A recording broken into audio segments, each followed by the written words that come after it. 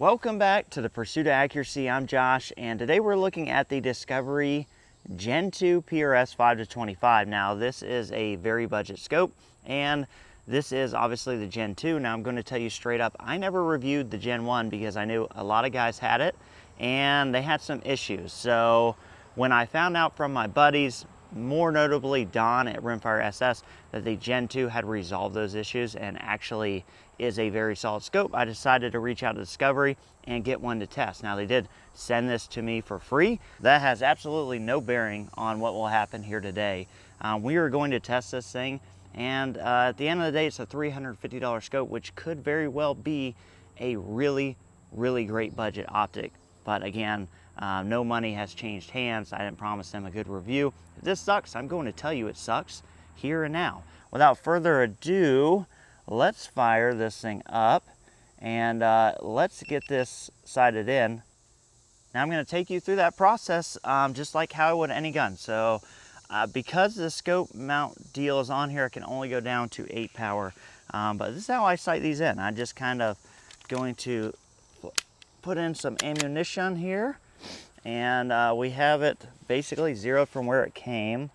I'm not even going to bother trying to get this thing totally set up. We are just going to shoot. I'm going to shoot at the base of the log where my 50-yard KYL is. All right. Well, somehow that skipped off the water and hit that target, but it was pretty low and pretty left. So I think we got to come up at least a couple mils here, and we're going to come over. All right, let's go after this guy. Okay, so that's good. We were aiming here and we hit the next one over. So what we're going to do, this is how I do it. People can do this all sorts of ways. You can measure that, dial it. To make things easy, I'm going to hold the rifle still, and I'm just going to bring the reticle up to where it impacted the target. And I'm trying to keep the rifle still. Now, with any luck, we are going to be real close. All right, let's go down in size. All right, let me see how this looks for you, gents. Yeah, it looks pretty good through here. I'd say it's pretty close. Just for giggles, let's see how far we can make it on this route 0.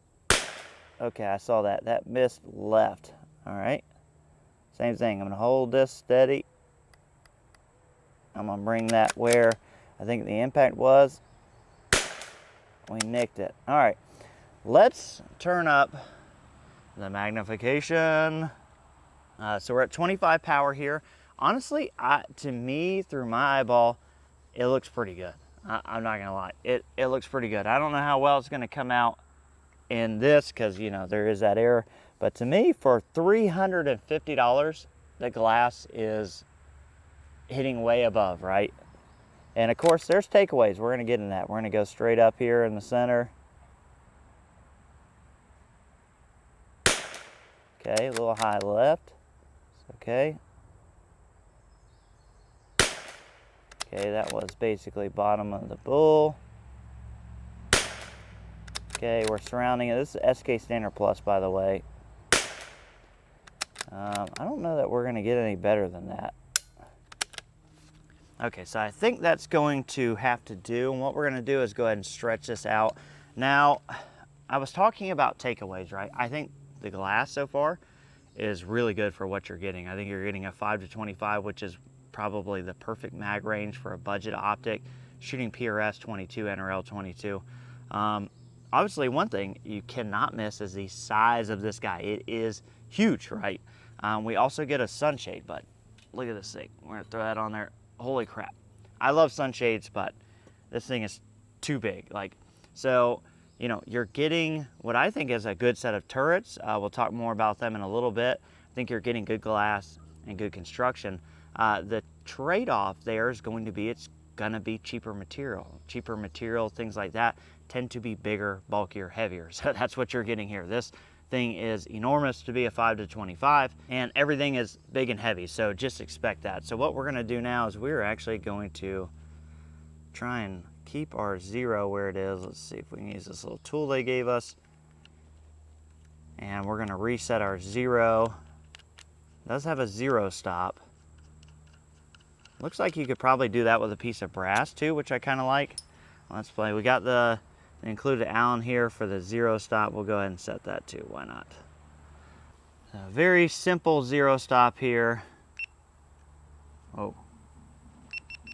All right, my GoPro decided to stop recording, but very simple 0 stop. This kind of thing is splined-ish.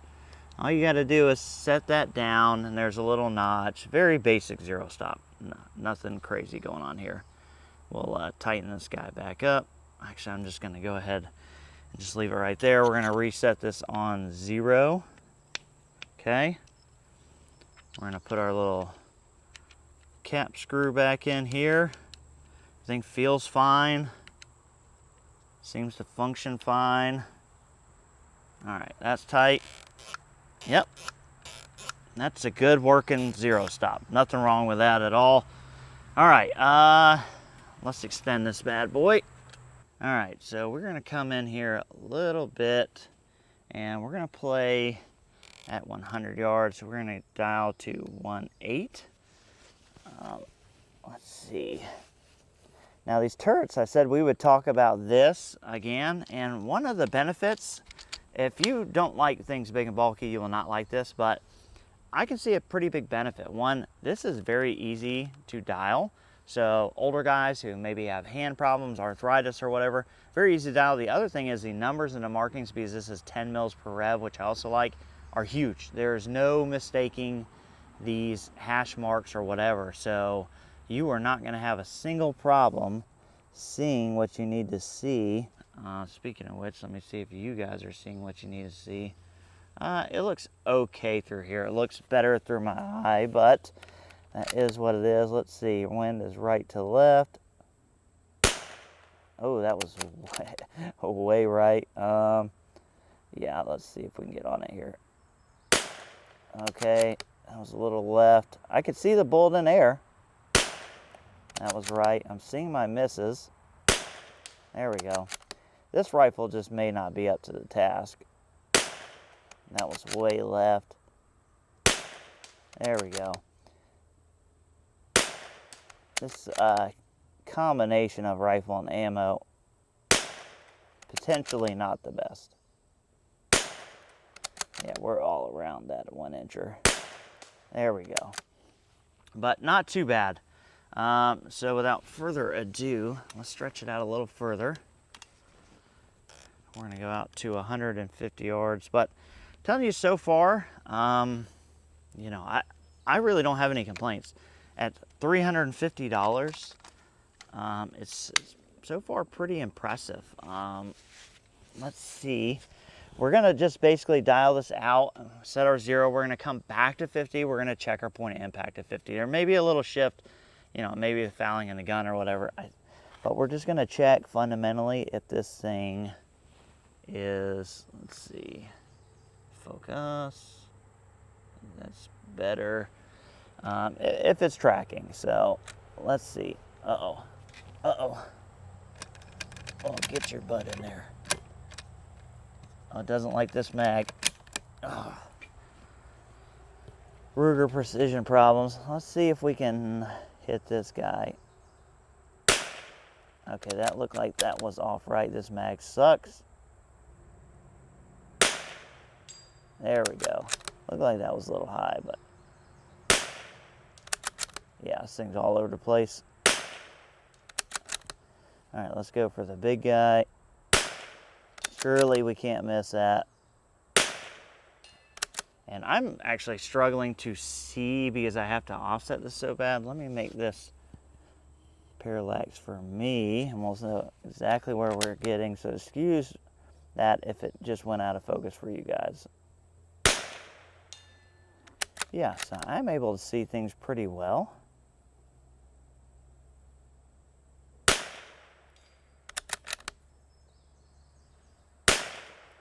Off the right, I think that's it. Yeah, so far, I'm not really complaining for 350 bucks. But what we're gonna do, so we're gonna take this back to 0. We're gonna see if we have relatively held the same POI. And guys, this is my first real look at this scope. You know, I have never owned a Discovery. You know, obviously a close competitor to this would be the Arkin. I would say probably just on looks so far, glass quality, eye box, things like that, probably take this over the Arkin SH4. I think they're similar price points. Would probably take this scope. It just feels a little bit smoother overall. It just feels a little bit better. The glass to me seems like it's a little bit better. Overall just a hair better. It's not killing it by any means. If you own a SH4, do you need to throw it in the river and pick this up? No, probably not. But if you had to pick between the two, or if I had to, right now I think I would probably go with this guy. But okay, enough of that. The reticle, because right now you guys can probably see that fairly well. Let me get that parallax for you guys. Let's see. It's actually pretty nice. Let me get this in a little bit more. It's going to be slightly out of focus. But I actually enjoy the reticle. Floating center dot's a big favorite of mine. And this one's a little bit on the beefier side. Okay, that's right in there where the other one was. Again, we weren't getting crazy accuracy out of this. But I don't really see any major shifts. Besides the fact that there's a little bit more left to right now. That's stacking them there. Let's send one more. Yeah. Okay, I think maybe it's fouling in. We're 2/10. So we're gonna go 2/10 left here. And we're just gonna leave it where it is. We're gonna drop a target. Okay. All right, let's back off. Well, in the middle of filming this, guys, this thing just shut itself off. Told me it was repairing the file. So we're about to see if it got any of this. So the GoPro has just made up its mind. We're done filming the part 1 of this. Maybe we'll do a part 2 if you guys are interested. So far for the money, I think this is going to be really hard to beat. One thing I didn't check here is how much elevation we have. Now, all these guys have specs, but what I like to do is throw this on an average rifle setup, zero it at 50 like it is right now, and dial up. So 10 mils per rev, that's 10 mils. 20 mils, okay. 27.5 mils, so that'll get you out to well over 400 yards. That's a ton of elevation travel on any scope. As you can tell, this sounds and feels very tactile. Not very mushy at all, not what you would expect. I would expect worse. The zero stop feels good. But yeah, overall, solid glass, you're gonna have to live with it being big and bulky and heavy. That just is what it is. We're using their rings, you're using their everything here. But I think overall, the controls, the turrets feel good. The windage, the parallax adjustment, that is nice and smooth. The magnification ring is nice and smooth. It does come with a throw lever, does come with a sunshade, all good things. And like I said, there's give and takes. I think you're getting really good glass for the money. I think you're getting good turrets, good overall feel. And that's going to be the downside of this. It's going to be big and heavy. So if you're looking for something for a hunting scope, it's probably not it. If you're looking for something small and compact, this is probably not it. If you're looking for something that's going to give you ultimate resolution, that's not going to be a little bit milky at max magnification, this isn't it. But if you want to spend under $400 and get a solid scope that you could shoot out to 400 plus yards with your 22, with good repeatability, good overall feel, function, form, then yeah, I think this is it. And I think, again, I would probably take this over the SH4 and probably any scope under $400. I think this is probably going to be the ticket. Now, it's probably still outshined, like all of them are, by the Match Pro ED at $700. So if you got the $700, the Match Pro ED is still going to top one of these or any of the Arkins. But for sub $400, I don't think you go wrong with the Gen 2. But do yourself a favor, take a look around at other reviewers, see what other kind of luck they are having, because this is a sample size of one. So maybe I got the exception to the rule, although after talking to my buddy Don at Rimfire SS, he had the same kind of performance out of his. So I think it's safe to say that they've got some things dialed in. The quality control, it's a Chinese scope, there's still going to be duds out there, but I think that with the ease of being able to buy and return these, if you do get a dud, you can always just quickly and easily replace it. Anyways, I appreciate you guys watching. We'll catch you on the next one.